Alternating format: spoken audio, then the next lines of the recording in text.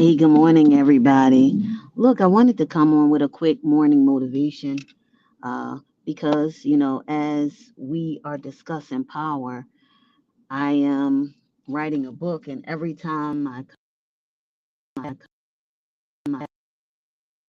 am almost compelled to come on and share.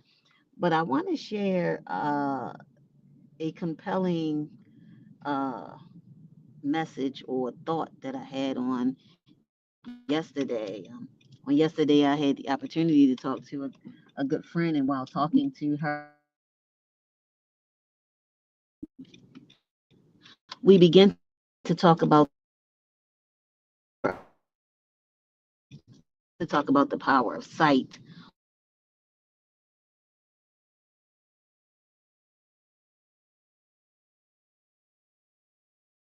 or we believe what we see is what we're seeing, and because we don't see sometimes what happened before, we don't see what happens after, and sometimes we don't even see what happens during. So we have situations in our lives that sometimes we don't know what happened before that person got to us. We definitely don't know what happened when the person leaves us. But what happens when we don't know what happens during one? When we don't know what's happening during a situation that's going on around us. Then we have limited information, limited knowledge of what's going on around us, which causes us to come up with a limited opinion. And what happens is what we see a lot of times transmit back to what we think. So we're thinking something, then we're saying it, then it's manifesting. But what happens when what I see begins to transmit back to what I think? Now what I say transmit what I think I saw and manifest something that never should have been. That's major, because a lot of times that is what happens in our lives. We release our power to what we believe we saw to be true. And so then what we believe we saw to be true, because when we see it, we believe it. Now I saw this thing, this is how it happened. Then I begin to say, this is what happened, and that's why I reacted, and that's why this and that happened. And then it begins to manifest into a big ball of something that never really existed. What I want you to understand this morning is what you see may actually not be what's happening. When we look at, and here lately I've been a lot in scripture, I've been studying more, whatever, but there's a scripture where Elijah says to God, open a young man's eyes. And he says this because the young man can't see what's around him that's working for him. He believes that they're being overpowered because they're alone. But then when the young man begins to see that God has surrounded them with angels that are protecting them, it hits a little different. What happens when you look at your situation and you realize I'm not alone in this, but there is more with me than against me? What happens when you look at your situation and what looked like it was going to overtake you, overwhelm you, cause you to fail, you find out it's not really there. In the book of, I believe it's in Psalms, where it says, I looked on my enemy and they seemed to be flourishing as a green bay tree. And then I looked again and they were not. Many of our situations, there is a facade that it is overpowering, it is overwhelming. We can't make it because it's so big. But I challenge you this morning, as you begin to reclaim your power, look at it again. Take another look, because you will see that the situation is not what it looks like.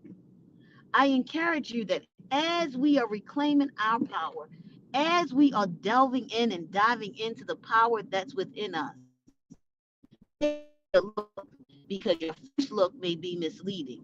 Your first look may give you an impression that is not really existent. Your first look may cause you to start to think and to use emotions that aren't really necessary for this situation. Take your power back.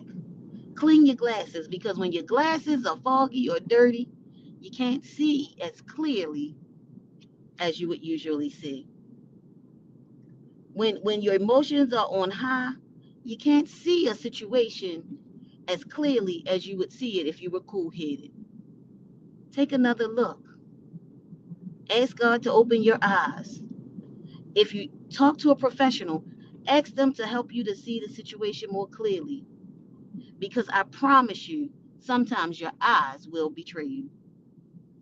And when your eyes betray you, it will transmit information to your brain that doesn't exist, which will cause your mouth to speak things that are not there and cause the situation to manifest that didn't have to come about.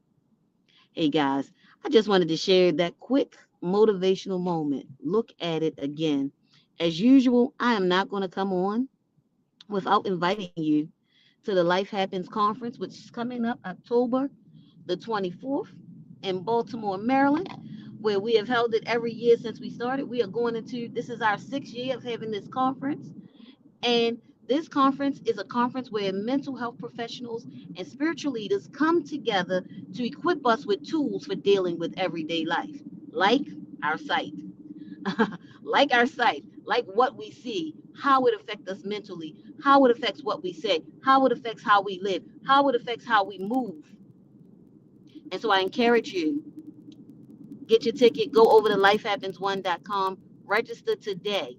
Register today. Get in the room. We have an amazing keynote speaker this year. Miss Ebony Vaughn is coming. She's a licensed clinical social worker. We have other professionals who are coming. This year, we are redoing our youth session. So we will have a youth session that's just for our young people. And we want you to get in the room because there's not only something for you, but we have something for the entire family, from our teens, our young people, our adults, men and women. And every time people leave changed, their lives are changed, their views are changed, and they're better for coming. So again, go over to Life Happens One today, register, get in the room. And if you don't remember anything else that I tell you, remember that we gotta control. We got to really, and even if we don't control it, we have to really take time to sort out what we see before it transmits information that's not true, information that will get us to go off, information that will cause us later to have to apologize.